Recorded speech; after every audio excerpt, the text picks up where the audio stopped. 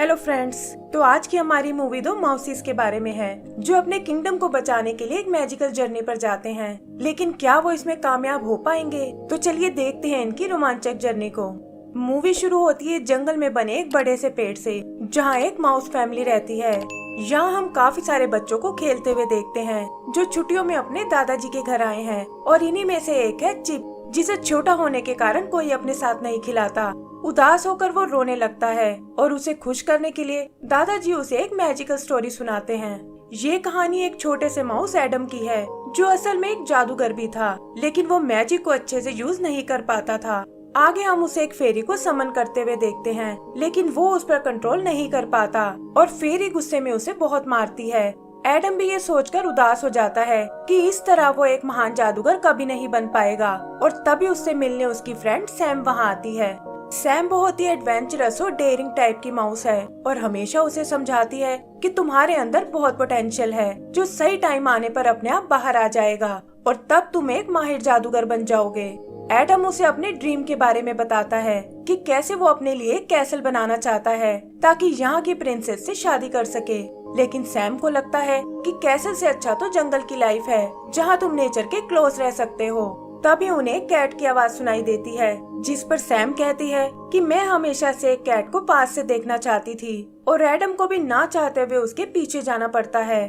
वहाँ सैम उसे बताती है कि कैट की मूंछों के बाल बहुत स्पेशल होते हैं और अगर तुम उससे अपनी छड़ी बना लो तो ये तुम्हारे मैजिक को और निखार सकती है। एडम उस कैट का खाना बनने से मना कर देता है और तभी वो देखते हैं कि कैट ठीक उनके पीछे खड़ी हुई है। एडम डरते हुए उसकी मूंछों का एक बाल तोड़ लेता है और उससे बचने के लिए वो दोनों एक पेड़ में छुप जाते हैं। अचानक वहाँ एक दूसरी कैट भी आ जाती है और सैम एडम से कहती है कि तुम्हें शायद अपनी नई छड़ी यूज करनी चाहिए। एडम को इस पर बिल्कुल विश्वास नहीं होता, लेकिन उसके छड़ी घुमाते ही वो गायब होकर नीचे बनी एक टनल में आ जाते हैं।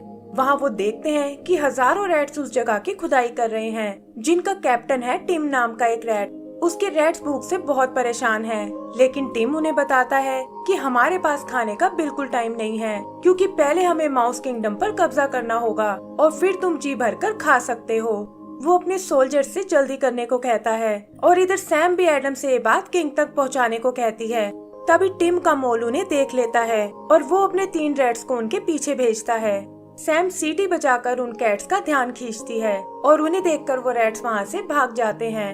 टिम उनकी नाकामी से बहुत निराश होता है और कहता है कि मुझे ये बात मास्टर ड्रैको को बतानी होगी। ड्रैको असल में एक डार्क क्रीचर है जिसने रैट के साथ मिलकर ये प्लान बनाया है और वो टीम से तुरंत उन रैट्स को पकड़ने को बोलता है ताकि माउस किंग तक उनका ये प्लान ना पहुंच पाए। वो खुद भी अपने एक डार्क क्रीचर को उन्हें पकड़ने को भेजता है और सैम और एडम उससे बचकर भागने लगते हैं। जंगल से बाहर आते ही वो क्रीचर गायब हो जाता है और सैम समझ जाती है कि ये रोशनी में बाहर नहीं आ सकते। फिर वो एडम को पैलेस की ओर भेजती है, लेकिन डर के मारे वो ये काम अपनी एक फेरी को करने को बोलता है। फेरी टाउन से होते हुए एक रूम तक आती है जो असल में रॉयल मैजिशियन डाली की लैब है और उसे एडम का दिया हुआ मैसेज देती है। वो तुरंत ये बात अपने किंग को बताने जाता है और बोलता है कि सिटी पर एक भयानक खतरा आने वाला है। वो मैजिक से एडम को भी वहाँ ले आता है और कहता है कि आगे की बात आपको यही माउस बताएगा। एडम उन्हें रैट्स के प्लान के बारे में बताता है और इससे निपटने के लिए वो सब एक मीटिंग करने लगते हैं, जिसमें थेडियस और जोन्स नाम के 2 नाइट्स भी शामिल हैं। डाली उन्हें वार्न करता है कि ड्रैको बहुत ही शातिर जादूगर है और मेरी ताकत उसका मुकाबला नहीं कर सकती। वो इस काम के लिए एडम से हेल्प लेने को बोलता है, लेकिन थेडियस को लगता है कि ये छोटा सा जादूगर भला उनकी क्या मदद कर पाएगा। तब डाली उन्हें एक मैजिकल व्हाइट क्रिस्टल के बारे में बताता है जिसकी पावर्स एडम के मैजिक को और बढ़ा सकती है, लेकिन उसे पाने के लिए जायंट्स की सिटी में जाना होगा। किंग के पास भी और कोई चारा नहीं होता और वो एडम को मिशन पर भेजने के लिए तैयार हो जाता है। फिर वो पैलेस में बने एक सीक्रेट रूम में आते हैं जहाँ डाली उन सबको एक कॉइन दिखाता है और कहता है कि इसी के बदले जायंट तुम्हें वो क्रिस्टल दे सकते हैं। एडम की प्रोटेक्शन के लिए थेडियस और जोन्स को भी इस मिशन का पार्ट बनना पड़ता है और वो इस बात से बिल्कुल खुश नहीं होते। फिर डाली एडम को एक मैप देता है जिसमें उस जायंट बबल के हाउस का नक्शा बना हुआ है और बताता है कि वहाँ का रास्ता एक मैजिकल ट्री से निकलता है जिस पर ढेर सारी विंडोज बनी होंगी। किंग और क्वीन भी प्रिंसेस के साथ उन्हें अलविदा बोलने आते हैं और एडम को लगता है कि ये प्रिंसेस को इम्प्रेस करने का अच्छा मौका है। फिर वो तीनों अपनी जर्नी पर निकल पड़ते हैं, जहाँ एडम को तंग करने के लिए वो दोनों नाइट्स अपना सामान उसे दे देते हैं और वो बेचारा इस बारे में कुछ नहीं कर पाता।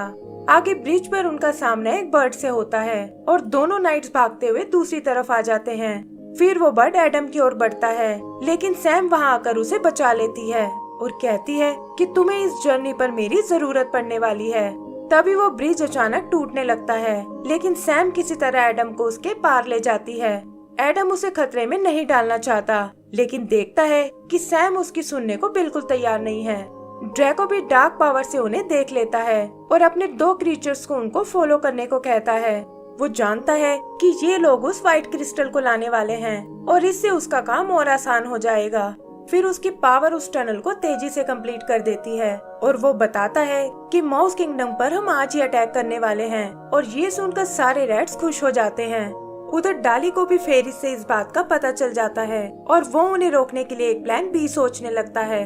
उधर एडम और उसके दोस्त एक जगह रात बिताने के लिए रुकते हैं और वो सैम को बताता है कि मैं इस जर्नी से प्रिंसेस को इम्प्रेस करना चाहता हूँ और शायद वो भी मुझे पसंद करने लगेगी।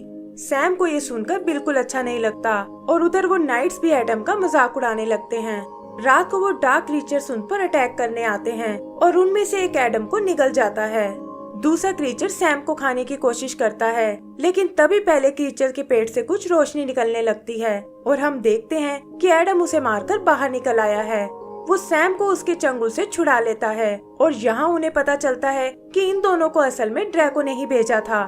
फिर वो क्रीचर वहाँ से भागने की कोशिश करता है, लेकिन एडम के अटैक से नहीं बच पाता और सैम ये देखकर बहुत इम्प्रेस होती है। यही माउस किंग अपने सोल्जर्स को लेकर एक ब्रिज तक आता है, जो किंगडम में आने का एक लौता रास्ता है और कहता है कि डाली के हिसाब से वो लोग आज ही अटैक करने वाले हैं। तभी उन्हें दूसरी तरफ एक धमाका सुनाई देता है और वो देखते हैं कि रैट उनके किंगडम तक आ पहुँचे हैं। टिम अपने रैट से उन पर अटैक करने को बोलता है और किंग और उसके सोल्जर्स भी आगे बढ़ने लगते हैं। फिर किंग उनके एक रैट को मारकर नीचे गिरा देता है और हम देखते हैं कि वहाँ डाली कुछ प्लान कर रहा है। जल्दी ही ब्रिज पर एक लड़ाई शुरू हो जाती है और रैट्स माउस के सोल्जर को पीछे की ओर धकेलने लगते हैं। टिम को ये देखकर बहुत खुशी होती है और तभी अपना स्नेक लेकर ड्रैको बाहर आता है। वो टिम से कहता है कि ये तुम्हारा वफादारी साबित करने का दिन है और तुम्हें मेरे लिए उस ब्रिज को क्रॉस करना होगा। टिम को ये बात थोड़ी अजीब लगती है, लेकिन वो ड्रैको का ऑर्डर नहीं टाल पाता और अपना मोल लेकर ब्रिज की दूसरी तरफ जाने लगता है। इधर किंग अपने लोगों से कहता है कि डरने की कोई जरूरत नहीं है और ये सब हमारे प्लान के मुताबिक ही है। फिर वो जोर से डाली को आवाज लगाता है और एक व्हाइट रोशनी ब्रिज को घेरने लगती है। पता चलता है कि डाली अपनी फेरी से अटैक कर रहा है और वो उस ब्रिज को तोड़कर ऊपर उठाने लगती हैं। टिम किसी तरह बचता हुआ वापस पहुंच जाता है, लेकिन उनके काफी सारे रैट्स नीचे नदी में जा गिरते हैं। किंग डाली से बहुत खुश होता है और उसे लगता है कि अब रैट्स उनके किंगडम तक नहीं पहुंच पाएंगे, लेकिन डाली जानता है कि ड्रैको इतनी जल्दी हार नहीं मानने वाला। उधर टिम ड्रैको से पूछता है कि आप जानते थे कि वहाँ ट्रैप लगा हुआ है, तो फिर आपने मुझे वहाँ क्यों भेजा था? लेकिन ड्रैको उसे शांत रहने को बोलकर वहाँ से चला जाता है और सोचता है कि डाली ने अपनी चाल कुछ ज्यादा ही जल्दी चल दी। आगे हम पैलेस के वॉच टावर को देखते हैं, जहाँ डाली किंग को बताता है कि उसके क्रिस्टल की पावर ऑलमोस्ट खत्म हो चुकी है और अब वो एडम के आने तक कुछ नहीं कर सकते। लेकिन किंग को लगता है कि किंगडम में आने का बस एक ही रास्ता था, जो अब नष्ट हो चुका है और उन्हें रैट से डरने की कोई जरूरत नहीं है। उधर एडम और उसके दोस्त एक स्टोन वैली में आते हैं और जोन्स को ऐसा महसूस होता है जैसे कोई छुपकर उन्हें देख रहा है। थेडियस को ये उसकी इमेजिनेशन लगती है और वो जोर जोर से चिल्लाकर दिखाता है कि देखो यहाँ कोई नहीं है। तभी सैम की नजर ऊपर की ओर जाती है और वहाँ बड़े बड़े पत्थर गिरने लगते हैं।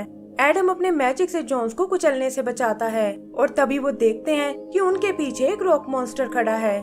रॉक मॉन्स्टर उन पर अपनी टेल से अटैक करता है और इससे एक चट्टान उन्हें थेडियस और जॉन से अलग कर देती है।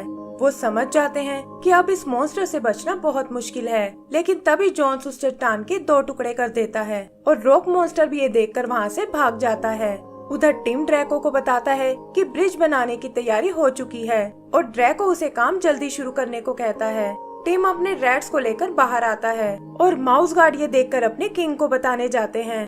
किंग को रेड्स की नादानी पर बहुत हंसी आती है क्योंकि ब्रिज बनाने में उन्हें महीनों लग जाएंगे, लेकिन वो नहीं जानते थे कि ब्रिज तो बस उनका ध्यान भटकाने के लिए है और ड्रैको तो असल में अंडरग्राउंड रास्ते से आने वाला है। आगे हम एडम और उसके दोस्तों को देखते हैं जो अब एक हॉन्टेड फॉरेस्ट में आ पहुँचे हैं और उन्हें डरता देख सैम उनकी हिम्मत बढ़ाती है। फिर मैप यूज करके वो आगे बढ़ने लगते हैं, लेकिन पता चलता है कि ये रास्ता तो गोल गोल घूम रहा है। थेडियस को एडम पर बहुत गुस्सा आता है, लेकिन तभी उनकी नजर सामने खड़े उस पेड़ पर पड़ती है जिसमें ढेर सारी विंडोज बनी हुई हैं और वो समझ जाते हैं कि डाली ने उन्हें सही रास्ता बताया था। अंदर वो सभी चीजों को उड़ते हुए देखते हैं और वो भी इस एक्सपीरियंस का मजा लेने लगते हैं।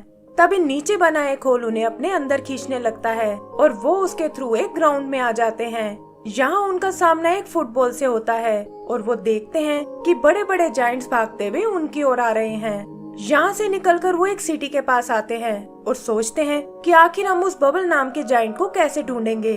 मैप की मदद से जल्दी ही वो उस घर को ढूंढ लेते हैं और देखते हैं कि इस पर भी मैप के जैसा ही एक निशान बना हुआ है। थेडियस को लगता है कि सारे घर देखने में एक ही जैसे हैं और तभी वो सुनते हैं कि एक लेडी अपने बेबी को बबल्स कहकर पुकार रही है और इसका मतलब वो सही जगह आए हैं। इधर रैट्स एक ड्रिल यूज करके पैलेस तक पहुंच जाते हैं और टीम अपने रैट्स के साथ बाहर आ जाता है। फिर गार्ड्स को बंदी बनाकर वो उस दरवाजे को खोलते हैं और टीम के इशारा करते ही रैट्स किंग के पैलेस को घेर लेते हैं। किंग भी जल्दी ही उनकी कैद में आ जाता है और टिम कहता है कि अब से इस कैसल पर ड्रैको का कब्जा है। तभी वो लोग ड्रैको को आते हुए देखते हैं और वो आते ही उनसे प्रिंसेस के बारे में पूछता है, लेकिन किंग और डाली उसे कुछ नहीं बताते। ड्रैको किंग को नीचे जेल में डालने को बोलता है और डाली से कहता है कि मुझे आपसे दोबारा मिलकर बहुत खुशी हुई है। पता चलता है कि ड्रैको डाली का पुराना स्टूडेंट है, लेकिन मैजिक के लिए उसका पागलपन बहुत बढ़ गया था और इसीलिए डाली ने उसे सिटी से बैनिश करा दिया था। अब वो यहाँ उस क्रिस्टल और प्रिंसेस दोनों को हासिल करने आया है ताकि माउस किंगडम पर उसका राज हो सके। उधर एडम अपने दोस्तों के साथ बबल के बेडरूम तक आ पहुँचा है, लेकिन वो नहीं जानते कि यहाँ भी उनका सामना एक कैट से होने वाला है। वो सब अलग अलग होकर उस क्रिस्टल को ढूंढने लगते हैं और तभी उन्हें टेबल पर एक ज्वेलरी बॉक्स दिखाई देता है। एडम और सैम उसे चेक करने जाते हैं, लेकिन देखते हैं कि वहाँ एक कैट उनका वेट कर रही है और इससे पहले कि वो उन्हें कोई नुकसान पहुँचा पाए, बबल अपनी कैट को पकड़ लेती है। बबल को लगता है कि एडम शायद कोई फेरी है जो उसके टूटे हुए दांत के बदले कॉइन देने आई है और एडम भी कुछ सोचकर उसकी हाँ में हाँ मिलाने लगता है। तब बबल कॉइन के बदले उसे अपना दांत देती है और एडम समझ जाता है कि यही वो मैजिकल व्हाइट क्रिस्टल है। फिर बबल उन्हें साइकिल से वापस ग्राउंड में ले जाती है और वो सब उसे अलविदा बोलकर वापस अपनी दुनिया में आ जाते हैं। इधर ड्रैको डाली को बताता है कि वो भी उस व्हाइट क्रिस्टल को हासिल करने गया था, लेकिन इंसान उसे पकड़कर उस पर एक्सपेरिमेंट करने लगे और इस वजह से उसने बहुत दर्द सहा है। वो इन सब के लिए उसे ही जिम्मेदार बताता है और टीम से उसे भी जेल में डालने को बोलता है।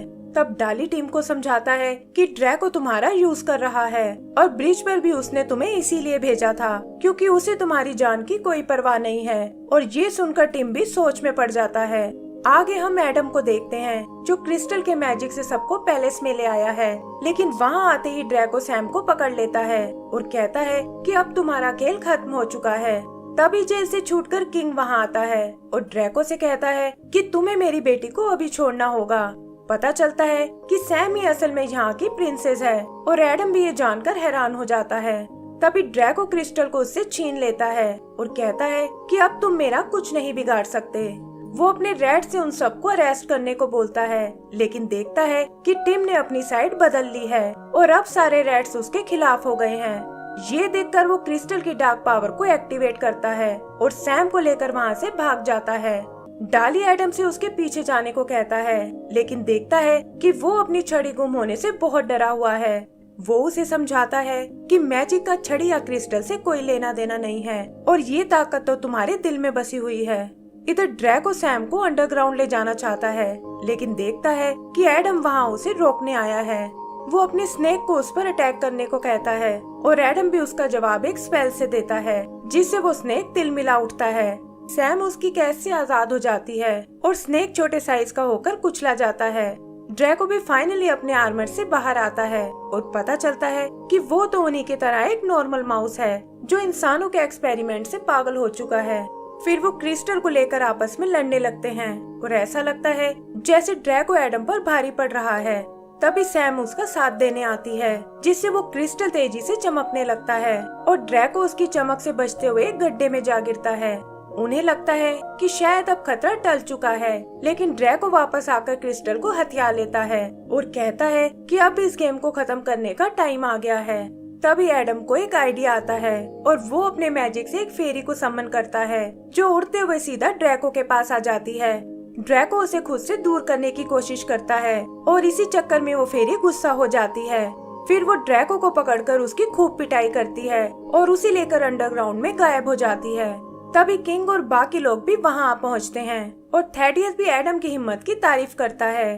टिम अपने रैट्स के साथ वापस जाने लगता है और कहता है कि अब से हमारे बीच कोई दुश्मनी नहीं है।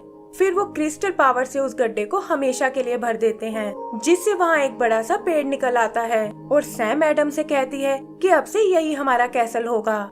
इसी के साथ चिप के दादाजी की स्टोरी खत्म हो जाती है और पता चलता है कि वो ही असल में एडम और सैम हैं।